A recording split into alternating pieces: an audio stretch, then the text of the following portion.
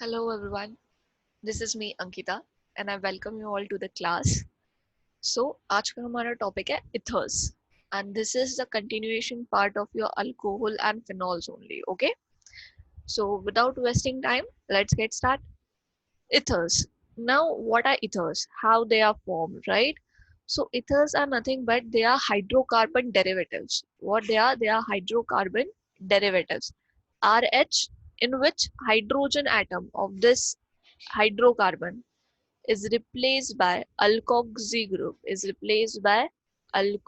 group, और aryloxy group. ठीक है, OR dash या फिर OAR, where R dash is your alkyl group and AR is your aromatic ring. Okay, तो जब ये हाइड्रोजन रिप्लेस होगा और सब्स्टिट्यूट होगा by OR dash और OAR, that time the formation is of ROR dash and this is nothing but is your ether. Okay, so the substitution of hydrogen atom in the hydrocarbon by an alkoxy group or aryloxy group. Alkoxy group कौन सा है? OR dash. Okay, this is your alkoxy group and aryloxy is OAR. Okay, this is your aryloxy group. तो जब इनसे replace होगा तो एक नया क्लास of compound बनेगा and that is nothing but ethers. Okay, so I hope definition is clear to every one of you. So the functional formula is functional group which is present in this compound is ethereal oxygen, bivalent oxygen. Okay, and the general formula is ROR dash, where R and R dash may be equal, may be different. Okay, it may be alkyl group or aryl group, whatever. So fine. You may have visualized ether as a compound formed by substituting the hydrogen atom of hydroxyl group of an alcohol. If we take alcohol, right? अभी alcohol में क्या होता है? Alcohol में OH group होता है, hydroxyl group होता है, right? And if we replace this hydrogen by alkyl group or aryl group, ठीक है? If you replace this hydrogen by alkyl group, consider R dash से हमने replace किया तो हाइड्रोजन की जगह पे क्या आ जाएगा? R dash आ जाएगा, राइट और ये क्या बन गया आपका ROR डैश इथर बन गया, राइट इफ हम R डैश की जगह अल्किल ग्रुप की जगह अरिल ग्रुप भी लगा सकते हैं, है ना? तो again that is your ether. Understood? So you can substitute, it may be hydrocarbon derivative, you can substitute hydrogen by aryloxy or alkoxy group in the hydrocarbon, you will get the class of the compound that is known as ether, right? And even if you replace the hydrogen atom of the hydroxyl group of alcohol and phenol, this is alcohol, right? अगर आप इसका hydrogen atom of the hydroxyl group आप replace करोगे by alkyl group और by aryl group तो भी आपको क्या मिलेगा? आपको ether ही मिलेगा, ROR dash. Okay, hope this much is clear to every one of you. Now here this is the example is given, this is dimethyl ether, right? Okay, so look यहाँ पे ये कैसे बना होगा? कंसिडर CH3 हाइड्रोकार्बन है methane CH3H. Okay, अभी हमने ये H रिप्लेस कर दिया किससे? By methoxy group, by OCH3 group. Fine, इससे रिप्लेस कर दिया, प्रॉपर रिएक्शन की हमने जिसके वजह से ये हाइड्रोजन सब्स्टिट्यूट हो गया बाय दिस ग्रुप. तो जो कंपाउंड बनेगा दैट इज CH3 OCH3, है ना? and that is nothing but your dimethyl ether. समझ में आ गया? Hope this much is clear to every one of you. Okay, so let's move forward. Now ethers are classified into three types, right? Aliphatic ether, aromatic ether and phenolic ether. Now what are aliphatic ether, right? Now अभी हमने देखा the general formula for ether is ROR dash, right? Where R and R dash may be equal, may be different. दोनों equal भी हो सकते हैं या फिर दोनों डिफरेंट भी हो सकते हैं. Where R and R dash में भी अल्किल ग्रुप भी हो सकता है या फिर कौन सा ग्रुप हो सकता है? अरिल ग्रुप भी हो सकता है. ओके, समझ में आ गया? इतनी चीज आपको याद रखनी है और इसी के बेसिस पे हमारे क्लासिफिकेशन है. ओके, सो एलिफेटिक ईथर में क्या होगा, both the R group मतलब R and R dash which is attached to the oxygen atom are alkyl group. दोनों कैसे है, दोनों ही alkyl group है. Now this is the example for aliphatic ether, dimethyl ether या फिर diethyl ether, C2H5O C2H5, right? These are the example of aliphatic ether where R and R dash both are alkyl group. ठीक है, both are alkyl groups.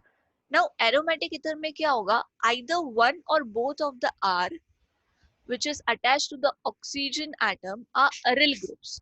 एक तो दोनों ही R and R dash both are aryl groups या फिर दोनों में से एक, either of the one, ठीक है, either one will be your aryl group.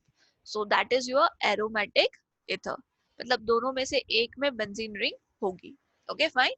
So example for this type of ether is diphenyl ether, C6H5OC6H5, right? I hope this much is clear. Now phenolic ether. Abhi phenolic ether is nothing but it is subtype of aromatic ether only. Okay, when one of the R is alkyl group and other one is aryl group. ठीक है, this is, they are also known as alkyl aryl ethers. इनको alkyl aryl ether भी बोलते हैं. क्यों? क्योंकि एक जो आर है आपका that is alkyl group, right, और एक जो आर डैश है that is your aryl group. तो that's why they are known as alkyl aryl ether, है ना. तो हम इसको ऐसे भी बोल सकते हैं, कंसिडर आपका फिनॉल है C6H5OH, राइट, और उसका हमने OH का हाइड्रोजन रिप्लेस कर दिया बाय अल्किल ग्रुप, राइट, हमने CH3 से रिप्लेस कर दिया, है ना. तो ये क्या बन जाएगा, यहाँ पे आ जाएगा O, यहाँ पे आ जाएगा CH3, राइट. तो ये यही बन गया methyl phenyl ether. Okay, so phenolic ether कौन से होते हैं, in which one is the alkyl group and one is the aryl group. They are also known as alkyl aryl ether. I hope this much is clear. Okay, the classification is very simple, but it can matlab it may be asked in the exam because it is very simple and very scoring also. Okay, now classification is based on one more type, that is what type of R groups are present, whether both R and R dash are equal or whether both R and R dash are different.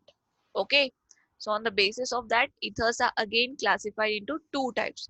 One is known as simple ether, which is also known as symmetrical ether, right?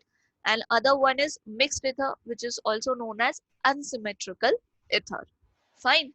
अभी simple ether है, symmetrical ether है, नाम से ही पता चल रहा है, that means there will be some symmetry. If you cut the compound, if you break the compound, if you cleave the compound, you will get two equal halves, two symmetrical parts, right? So when that will happen, when the R group, when the alkyl group or aryl group, which is attached to your oxygen atom, right, when both the R and R dash are same, they are equal. Okay, that time that is simple ether or symmetrical ether. जब आपका R और R dash which may be alkyl group or aryl group which is attached to oxygen atom is same. ठीक है, this is important. तो आप उसको क्या बोलोगे, आप उसको बोलेगे simple ether और symmetrical ether.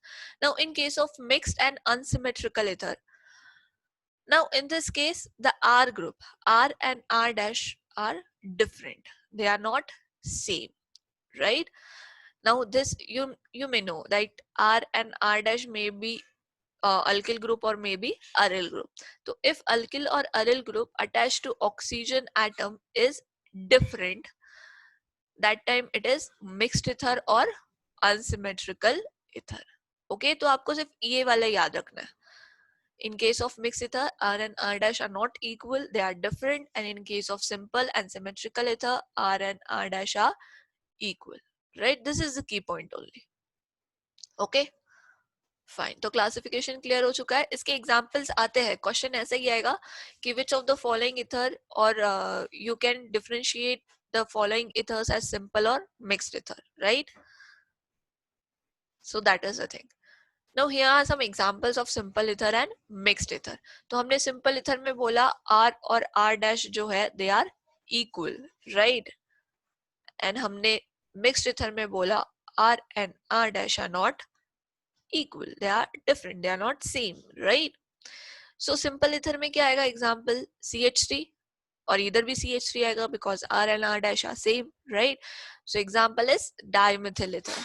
Now if you cleave the compound, if you break the compound, तो आपको क्या मिलेंगे? दो equal halves मिलेंगे ना, इधर भी CH3 और इधर भी CH3. That's why simple ether is known as symmetrical ether. Okay? अभी समझ में आ गया? Fine. Now next is diethyl ether, where R and R dash group is ethyl group, C2H5, C2H5, right? Now here C6H5 और यहाँ पे CH2 चाहिए, okay? C6H5, CH2, OCH2, C6H5. तो that is dibenzyl ether. मतलब oxygen के दोनों तरफ कौन सा ग्रुप है? बेंजिल ग्रुप है, right? C6H5, CH2. This is diphenyl ether, C6H5, OC6H5. तो all these are the examples of simple ether, okay? अभी mixed ether में देखते क्या होगा, where R and R dash are not same, they are different.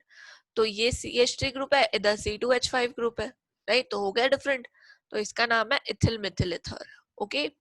Here it is C6H5, here it is C2H5, तो हो गया different, हो गया मिक्स्ड ईथर, राइट? यहाँ पे एक तो C6H5 है और एक है आपका ऑक्सीजन C2C6H5, तो ये हो गया आपका फिनिल ग्रुप और ये हो गया आपका बेंजिल ग्रुप, राइट? तो it is benzyl phenyl ether. Now यहाँ पे एक है आपका मिथिल और एक है आपका टर्शरी ब्यूटिल, राइट? तो it is tertiary butyl methyl ether, यहाँ पे मिथिल ईथर आएगा, ओके? तो I hope simple ether, symmetrical ether, mixed ether को ऑल्सो दूसरा कौन सा नाम है? It is known as unsymmetrical ether, okay? Why? Because you will get two different half ना, यहाँ पे CH3 ग्रुप मिलेगा, यहाँ पे C2H5 ग्रुप मिलेगा, अभी दोनों सेम तो है नहीं, राइट? तो सिमेट्री कैसी होगी?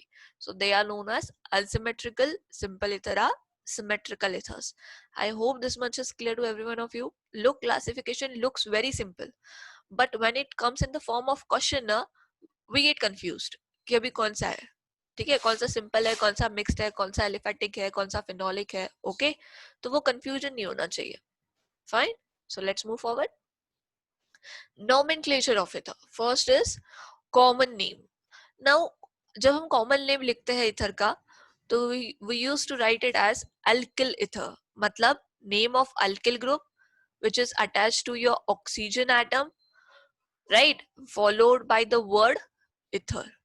हम ये जो alkyl group या फिर जो भी aryl group attached होते हैं ना आपके ऑक्सीजन एटम को, उनका नाम हम पहले लिखते हैं और उसके बाद हम लिखते हैं ether, ठीक है? तो common names of ether are derived from the names of alkyl group and aryl group written as a separate word. Okay, this is important. Don't write it as a one word. ठीक है? दो alkyl group है तो दोनों अलग अलग लिखने हैं, आपको गैप देनी है, बीच में स्पेस होनी चाहिए दोनों वर्ड्स के बीच में, ठीक है? And if we are writing the name of mixed ether where R and R dash are different, तो दो अल्किल ग्रुप दोनों different हो गए, right? तो उस टाइम पे आप क्या करोगे? You will arrange the name of alkyl group in alphabetical order. ठीक है? आप according to alphabetical order आप उसे arrange करोगे और उसके बाद followed by the word ether at the end. ठीक है? Now look, यहाँ पे एक CH3 ग्रुप है, यहाँ पे C2H5 ग्रुप है, इसका नाम है मिथिल ग्रुप और इसका नाम है इथिल ग्रुप, है ना? तो अभी दोनों डिफरेंट ग्रुप है आपके पास, तो पहले अल्फाबेटिकली पहले कौन आता है? अल्फाबेटिकली पहले ई आता है, राइट? तो हम नेमिंग कैसे करेंगे? We will write ethyl first and उसके बाद क्या आता है? एम आता है, तो उसके बाद हम लिखेंगे मिथिल एंड देन इथर. तो it is ethyl Mithil ether, ये कॉमन नेम है, ठीक है? Ethyl Mithil ether. If both the alkyl groups are same, अभी simple ether, symmetrical ether, right? जहाँ पे R and R dash are same, तो अभी यहाँ पे consider CH3 दो बार है, CH3 OCH3, तो आप मिथिल मिथिल ether तो नहीं लिखोगे ना, दो बार मिथिल नहीं लिखोगे. We will use the prefix di. Di indicates there are two methyl group attached to the oxygen atom, right? And followed by the word ether. तो इसका नाम क्या होगा? देखो कौन सा अल्किल ग्रुप है, मिथिल है, और दोनों सेम है, तो you use to write di Mithil ether. क्या होगा? Di Mithil ether. अगर अल्किल ग्रुप आपका C2H5 है, इथिल ग्रुप है, तो क्या नाम होगा? दोनों ही इथिल ग्रुप है. लुक हियर, C2H5O C2H5, तो it is diethyl ether. Okay, common name समझ में आ गया सबको? Alkyl ether, you have to write the name of alkyl group attached to the oxygen atom.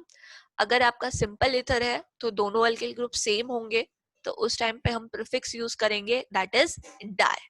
And if both the alkyl groups are different, उस time पे हम उन्हें alphabetically arrange करेंगे. But whenever we arrange alphabetical order, we have to consider that N, iso, secondary, right, tertiary, ये सारी चीजें हमको देखनी पड़ेगी. ठीक है, तो अभी मुझे एक बात बताओ, कंसिडर ब्यूटिल ग्रुप. ब्यूटिल में चारों होते हैं, एन ब्यूटिल भी होता है, सेकेंडरी भी होता है, टर्शरी भी होता है, और आइसो भी होता है. But whenever you use to write n butyl, तो हम एन को और ब्यूटिल के बीच में हाइपन देते हैं, ऐसा है ना, और उसके बाद लिखते हैं एन ब्यूटिल, राइट. हम सेकेंडरी ब्यूटिल में भी ऐसा ही करते हैं. Secondary butyl, secondary group, secondary लिखने के बाद हाइपन देते हैं और फिर ब्यूटिल लिखते हैं, राइट.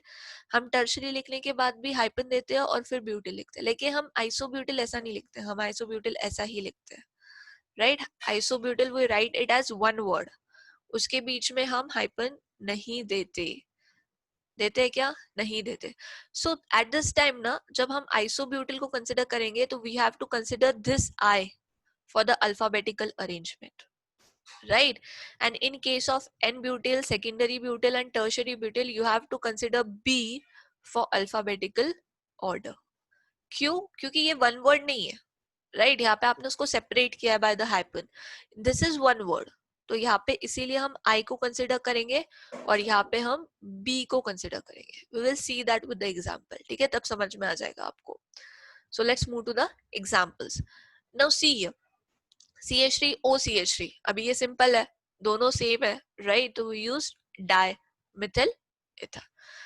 अभी this one is mixed C2H5 OCH3, तो इसका नाम क्या है? इसके लिए ना आपको अल्किल ग्रुप के नेमिंग पता होनी चाहिए, ठीक है. This is ethyl group and this is methyl group. पहले अल्फाबेटिकली क्या आता है? पहले अल्फाबेटिकली E आता है या M आता है? तो पहले अल्फाबेटिकली E आता है, तो हम क्या लिखेंगे? Ethyl, Mithil, ether. And see, everything is written as a separate word, okay. Now here C2H5O C2H5, now this is diethyl ether. Now this one, this is your methyl group and this is your tertiary butyl group, right? ये tertiary butyl group है. तो अभी जब हम alphabetically arrange करेंगे, right, तो हम इस T कंसिडर नहीं करेंगे. We won't consider T, we consider B. ठीक है, बी पहले आता है एम से, राइट. तो हम लिखेंगे टर्शरी ब्यूटिल मिथिल इथर. पहले क्या होता था ना, पहले हम लिखते थे Mithil tertiary butyl ether and that is on the basis of complexity. मतलब ज्यादा कॉम्प्लेक्स, जैसे जैसे कॉम्प्लेक्सिटी बढ़ेगी, जैसे जैसे ग्रुप कॉम्प्लेक्स होता जाएगा, वैसे वैसे नेमिंग होगी, राइट. मिथिल ग्रुप इतना कॉम्प्लेक्स है क्या? नहीं, लेकिन टर्शरी ब्यूटिल ग्रुप कॉम्प्लेक्स है, इसलिए हम लिखते थे मिथिल टर्शरी ब्यूटिल इथर. तो आपको बहुत सारे बुक में ऐसी भी नेमिंग मिलेगी, right. But the right one is tertiary butyl methyl ether. यहाँ पे कौन सा कंसिडर किया आपने? Letter B, okay. कौन सा अल्फाबेट कंसिडर किया है? B. Hope this much is clear to everyone of you. Now जब हम अरिल इथर्स की बात करते हैं ना, अल्किल अरिल इथर्स की, तो there are certain common names, okay. Now look, see, this is your phenyl ring, okay, and this is your oxygen and this is your alkyl group CH3. ठीक है, तो यहाँ पे R, consider this R is your benzene ring and this R dash is your methyl group. तो इसका नाम क्या होगा? देखो, एक तरफ मिथिल है और जब आपका C6H5 होता है तो उससे क्या नाम होता है? फिनिल नाम होता है. तो पहले अल्फाबेटिकली क्या आता है? मिथिल आता है या फिनिल आता है? तो मिथिल आता है, तो इसका नाम क्या होगा? Mithil phenyl ether, right, Mithil phenyl ether, है ना। इसका और एक कॉमन नेम है, जनरली वो ही हम यूज करते हैं, and that is anisole, that is anisole, ठीक है।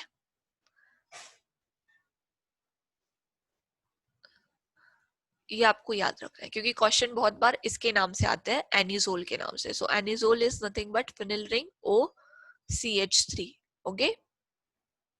क्लियर है सबको? Everything is clear? Fine. So shall we move forward? Common name clear है? फाइन। अगर दोनों अल्किल ग्रुप रहे तो, दोनों अरिल ग्रुप रहे तो, मतलब यहाँ पे भी रिंग है आपका, और यहाँ पे ऑक्सीजन, और यहाँ पे benzene ring. So this is, दोनों साइड कौन सा है? फिनिल है, तो नाम क्या होगा? Diphenyl ether, right, diphenyl ether, okay. So I hope this much is clear. अभी यहाँ पे CH3 की जगह आप C2H5 भी यूज कर सकते हो, तब क्या नाम होगा? इथिल फिनिल इथर, है ना। तब क्या नाम होगा? Ethyl phenyl ether. आगे चीज समझ में क्लियर है अभी सबको? Common name system, first right the name of alkyl group followed by the word ether, okay. If it is same, use the prefix di, and if they are different, then go for alphabetical arrangements, okay. Fine. So next is your IUPAC. According to the IUPAC system of nomenclature for ether, we used to write alkoxy alkane. हम क्या लिखते हैं? हम लिखते हैं alkoxy alkane, मतलब OR होता है ना, right? तो 1R group is considered as your parent alkane, and R dash group O with oxygen is considered as your alkoxy. इस ग्रुप को बोलते हैं alkoxy group, और R group is your parent alkane, okay. So now we will see how it is. Now what are the rules? Okay, ethers are considered as a hydrocarbon derivative, ये हमने पहले ही देख लिया, in which hydrogen atom is replaced by alkoxy group या फिर रिलॉक्सी group, where R dash, ये जो है this is your alkyl group, and AR जो होता है ना, this is your aromatic ring, okay. So now look, this is your ether, ठीक है, this is your functional group ethereal oxygen, right. तो यहाँ पे भी एक बहुत 4 कार्बन एटम की चेन है, this side there are 3 carbon atom chain, right. So the larger group जो होता है ना, जिसमें ज्यादा कार्बन एटम की चेन है, ठीक है, which contain greater number of carbon atom, is chosen as parent hydrocarbon. तो ये 4 कार्बन एटम का अल्किल ग्रुप, पेरेंट अल्केन कौन सा होगा? ब्यूटेन होगा, राइट। सो अभी ये जो बचा हुआ ग्रुप है, जो बचा हुआ अल्किल ग्रुप है, right, that single that 3 carbon atom group, okay, उसको जो बचा हुआ है और उसके साथ जो ऑक्सीजन है, उसे हम कंसिडर करेंगे योर व्हाट? अल्कोक्सी ग्रुप, ठीक है। Wait, this much is your alkoxy group. अभी वो 3 कार्बन एटम का है, ठीक है। The smaller group which contain less number of carbon atom is considered as alkoxy group. तो अभी 3 कार्बन एटम का करस्पॉन्डिंग पेरेंट अल्केन क्या होता है? प्रोपेन होता है। तो अभी अल्केन का अल्कोक्सी, तो प्रोपेन का क्या होगा? प्रोपोक्सी, राइट। प्रोपेन का क्या होगा? Propoxy. Now we have to indicate the number of that alkoxy group, right, कि वो कहाँ पे अटैच्ड है। फाइन। तो यहाँ पे हम लिखेंगे किस कार्बन एटम को अटैच्ड है। तो दिस इज 1 ना, दिस इज 1, फर्स्ट कार्बन को आपका अल्कोक्सी ग्रुप अटैच्ड है, राइट। फर्स्ट कार्बन एटम को आपका RO ग्रुप अटैच्ड है, तो हम लिखेंगे 1 प्रोपोक्सी ब्यूटेन, 1 प्रोपोक्सी ब्यूटेन, ठीक है। Now look here, this is CH2 CH3 CH3 CH2, मतलब दोनों ही same number of carbon atom है, राइट। तो 2 carbon containing alkane is your ethane, right, ethane है। अभी आपका अल्कोक्सी ग्रुप कौन सा है? That is again of 2 carbon atom, तो that is ethoxy, that is ethoxy. So it is ethoxy, ethoxy ethane. IUPAC naming क्या होगी? ethoxy ethane. Okay, now in this case tertiary butyl methyl ether, right? तो यहाँ पे क्या है, 3 carbon chain है, 3, यहाँ पे देखो, यहाँ पे ज्यादा बेटर समझ में आएगा. ओके, 3 कार्बन एटम की चेन है और यहाँ पे तो एक ही कार्बन एटम है. तो this is your parent alkane and that is your propane. वो क्या होगा? प्रोपेन होगा. ओके, अभी इस कार्बन चेन को भी क्या अटैच्ड है? आपका साइड चेन अटैच्ड है, राइट? तो अभी आपको इसको भी नेमिंग करना है और अल्कोक्सी ग्रुप को भी नेमिंग करना है ना? तो पहले तो आप इसे नेमिंग कर लीजिए, नंबरिंग कर लीजिए, 1 2 एंड 3, राइट? तो साइड चेन कहाँ पे है? To the second carbon atom. तो it is 2 methyl propane, 2 methyl propane. और अल्कोक्सी ग्रुप किस कार्बन एटम को अटैच्ड है? It is attached to your second carbon atom, है ना? तो वो भी क्या आ जाएगा? 2 मिथॉक्सी. और अल्कोक्सी ग्रुप क्या है? मिथॉक्सी है. So it is 2 methoxy 2 methyl propane. ठीक है, जब भी आप साइड चेन करोगे ना, जब भी आप साइड चेन मेंशन करेंगे हम लोग, तो हम वो आपके पेरेंट अल्केन से पहले मेंशन करेंगे. ठीक है, because that is the side chain of your parent alkane. तो हम उसे कहाँ मेंशन करेंगे? जब हम पेरेंट अल्केन लिखेंगे ना, उसके पहले. ठीक है, सो दैट इंडिकेट्स कि ये जो 2 मिथिल है ना, ये जो मिथिल ग्रुप है, that is attach to the second carbon atom of propane. Okay, अगर इसको पहले कंसिडर लिख देते हो तो हो सकता है अल्कोक्सी ग्रुप को अटैच हो सकता है आपके पेरेंट अल्केन को अटैच हो, तो कंफ्यूजन हो जाता है. इसलिए जब भी साइड चेन अगर पेरेंट अल्केन की साइड चेन है आपकी, तो आप उसे अल्केन के पहले ही लिखोगे. Okay, I hope this much is clear. यहाँ तक समझ में आ गया सबको? Okay, now look here. Now this is when 2 functional groups are present, more than one functional group is present in the compound. And always remember, when any other functional group is present in the compound with ether, ether के अलावा अगर कोई और functional group आपके compound में present है, at that time that functional group get priority and that will act as a principal functional group. ठीक है, तो IUPAC नेमिंग जो होगी ना, that is the derivative of that particular functional group. ठीक है, अभी यहाँ पे अल्कोहल है, तो ये कंपाउंड अल्कोहल का डेरिवेटिव होगा.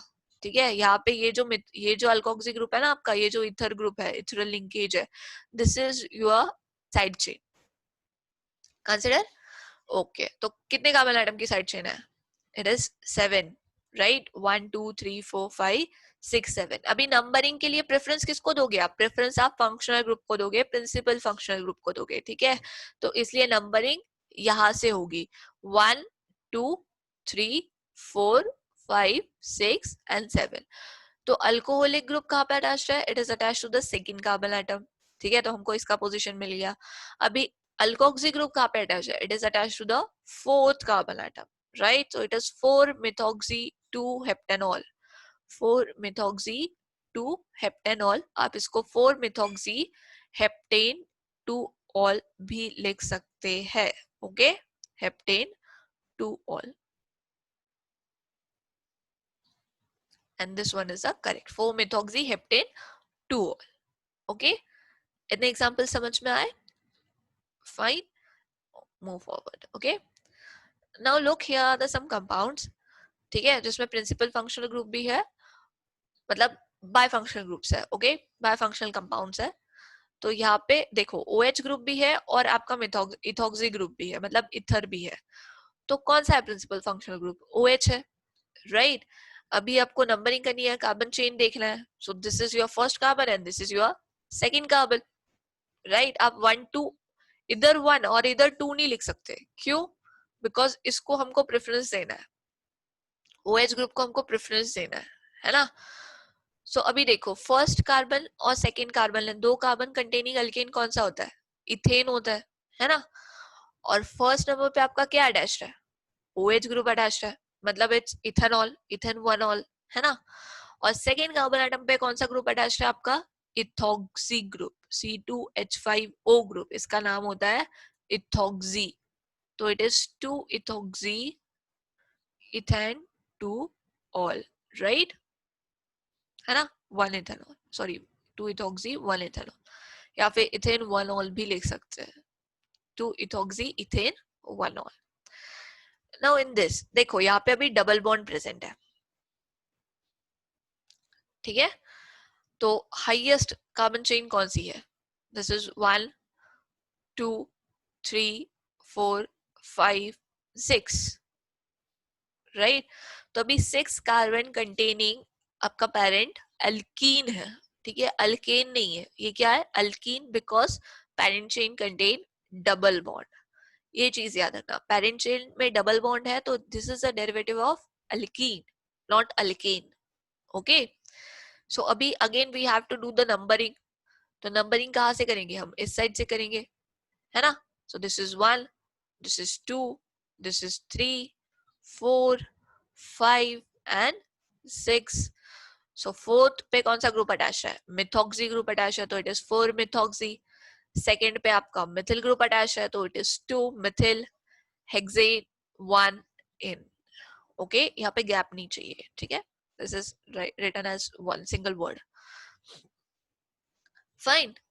सो अभी यहाँ पे देखते हैं, राइट, अभी देखो यहाँ पे भी OH ग्रुप है, बट यहाँ पे ना आपका कॉम्प्लेक्स ग्रुप अटैच्ड है, राइट, ऑक्सीजन को no single carbon double carbon नहीं है, आइसो ग्रुप अटैच्ड है, right.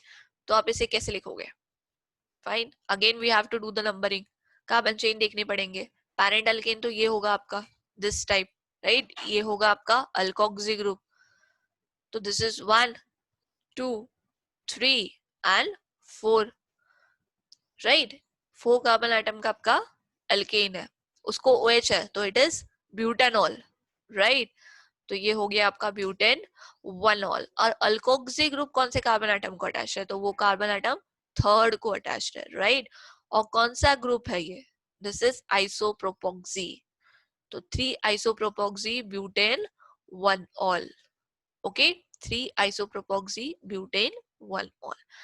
Now consider if two ethoxy group, मतलब दो इथरल ग्रुप अगर प्रेजेंट है तो आप नेमिंग कैसे करोगे, मतलब 1 डाई मिथॉक्सी प्रोपेन, तो कंपाउंड का स्ट्रक्चर कैसा होगा, 1 डाई मिथॉक्सी प्रोपेन।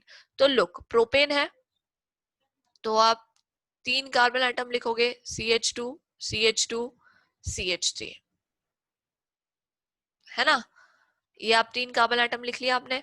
अभी मैंने बोला 1 डाई मिथॉक्सी प्रोपेन, ओके, तो अभी 1 मतलब फर्स्ट कार्बन आइटम को मिथॉक्सी ग्रुप अटैच करना है आपको, तो यहाँ पे लिखो O CH3, राइट, और यहाँ पे भी आप लिखोगे O CH3।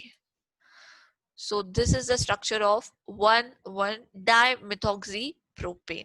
तो जब एक से ज्यादा ग्रुप प्रेजेंट होंगे, अल्कोक्सी ग्रुप प्रेजेंट होंगे, तो आप प्रीफिक्स यूज कर सकते हो di tri accordingly, okay, understood, clear है, पक्का। So this is your IUPAC nomenclature of ethers, fine, समझ में आ गया सबको, okay, try to practice it with some more examples which you have, okay, because until you practice it you can't be perfect in it, okay. So I hope this much is clear, कहाँ पे आपको कौन सा group लेना है, numbering किस side से करनी है, just remember the higher carbon chain which contain higher number of carbon atom that will act as your parent alkane, and the lower group will act as your alkoxy या फिर अरेलोक्सी group, okay, fine.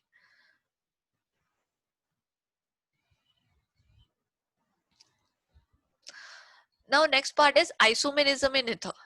अभी ether में isomerism भी देखने को मिलते हैं, first one is chain isomerism, next one is functional isomerism and third one is metamerism. Now all this are structural isomerism, ठीक है, ये सारे के सारे कौन सा आइसोमेरिज्म है, they are structural isomerism, okay, मतलब having same molecular formula but different in structure, right? तो consider chain isomerism. Chain isomerism क्या होता है? The compounds having same molecular formula but different in carbon skeleton, right? जो carbon chain होती है उसमें difference होता है. Now this is the example of chain isomers. ठीक है. Now यहाँ पे देखो एक तरफ CH3 ग्रुप है और एक तरफ 4 कार्बन एटम की चेन है, that is butane, right? तो मिथिल एन ब्यूटिल इथर, इसका IUPAC नेम क्या होगा? IUPAC नेम क्या होगा, जल्दी से बताओ मुझे. Methoxy butane, right? सो अभी देखिए यहाँ पे क्या है, यहाँ पे CH3 ग्रुप है, लेकिन ये जो 4 कार्बन एटम की जो चेन है जो पहले स्ट्रेट थी ये अब ब्रांच हो गई है, राइट? तो जो कार्बन स्केलेटन पहले ऐसा था वो अभी ऐसा हो चुका है ना, मतलब ब्रांच हो चुका है. तो कार्बन स्केलेटन में चेंज हुआ ना, बाकी चेंज हुआ है कहीं पे? जी नहीं. तो this is chain isomers of each other, okay? And this one is isobutyl methyl ether, okay? Isobutyl methyl ether. Hope this much is clear. Okay, chain isomerism में किसी को कोई doubt है तो let me know. Okay, next one is your functional isomers. अभी functional isomerism में क्या होता है? The compounds having same molecular formula but different functional groups, right? Functional group में difference होता है and that phenomenon is known as functional isomerism. Okay, now see here, alcohol and ethers are functional isomers of each other. Now this is the example of, this is ethyl alcohol and this one is dimethyl ether. Now look, CH3 CH2OH, right? अभी देखो यहाँ पे क्या है, molecular formula same है, आपके पास 2 carbon atom है, आपके पास 6 हाइड्रोजन है दोनों में, राइट? और एक ऑक्सीजन है, C2H6, right? This is the molecular formula for ethyl alcohol as well as for diethyl ether, but the functional group is different. यहाँ पे देखो COC है, ROR, और यहाँ पे क्या है, COH.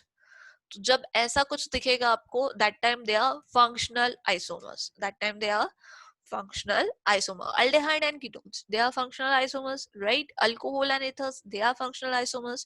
So there are a number of functional isomers, okay? Next one is metamerism. Now this one is a new concept for you, तो हम इसको थोड़ा डिटेल में देखते हैं, okay? Now what is metamerism? So ethers having same molecular formula but different alkyl group attached on either side of the oxygen atom. This is the keyword, okay? But different alkyl group attached on the either side of the oxygen atom are called metamers of each other, and the phenomenon is known as metamerism. Okay, now let's check the example. CH3 CH2 oxygen CH2 CH3, this is diethyl ether. ठीक है, अभी देखो क्या हुआ है, यहाँ पे 4 carbon है, ये नीचे वाले एग्जाम्पल में भी 4 कार्बन है ना? बट क्या हुआ है, जो इथिल ग्रुप था दोनों साइड में ऑक्सीजन के, राइट? अभी यहाँ पे वो मिथिल ग्रुप और प्रोपिल ग्रुप बन चुका है. मॉलिक्यूलर फॉर्मूला सेम है, बट क्या हुआ है, alkyl group which is attached on either side of oxygen atom are different, right? तो यहाँ पे हो गया मिथिल एंड प्रोपिल इथर, और यहाँ पे देखो again Mithil isopropyl ether, right? तो आइसोप्रोपिल मिथिल इथर. चीजें समझ में आ रही है? सेम है, 3 कार्बन एटम, यहाँ पे 4 कार्बन एटम है, यहाँ पे भी 4 कार्बन एटम है, यहाँ पे भी 4 कार्बन एटम है, राइट? बट यहाँ पे इथिल इथिल है, यहाँ पे मिथिल एंड प्रोपिल है, राइट? यहाँ पे मिथिल आइसोप्रोपिल है. तो जब आपके अल्किल ग्रुप डिफरेंट हो जाते हैं ना, which is attached to either side of oxygen atom, that time they are metamers of each other, and all this ethers are metamers of each other. ठीक है, ये सारे एक दूसरे के मेटामर्स है, and the phenomenon is known as metamerism, and the phenomenon is known as metamerism. Hope this much is clear to every one of you.